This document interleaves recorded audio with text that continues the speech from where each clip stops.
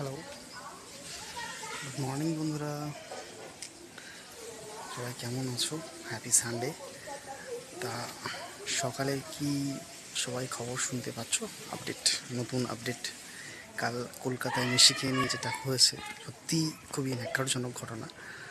তো দেখতে পাচ্ছি যে মানুষ তার আয়ের সর্বোচ্চ, নিম্ন, সর্বোচ্চ মধ্যবিত্ত বাড়ির ছেলেমেয়েরা তারা নিজের পকেট মানি, কারো সারাদিনের কাজ, সারা মাসের একটা বেতন থেকে টাকা জমিয়ে সেই মেসিকে দেখার জন্য যে আবেগপ্রবণ ভক্তরা সবাই গিয়েছিল, সেই সব টাকা নষ্ট করে বা সেই সব টাকা দিয়ে টিকিট কেটে তার স্বপ্ন কারো সফল হয়েছে বা হয়নি, তার কারণ হচ্ছে আমরা চেনা পরিচিত সব তারকাদের মুখ, যেমন শুভশ্রী, তারপরে আমাদের ক্রীড়ামন্ত্রী অরূপ বিশ্বাস, তারপরে আরও সবাই সব তাকে ঘিরে ধরেছিল।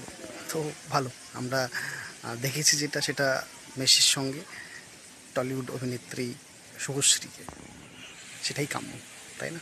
তাকে ভালো থাকবেন।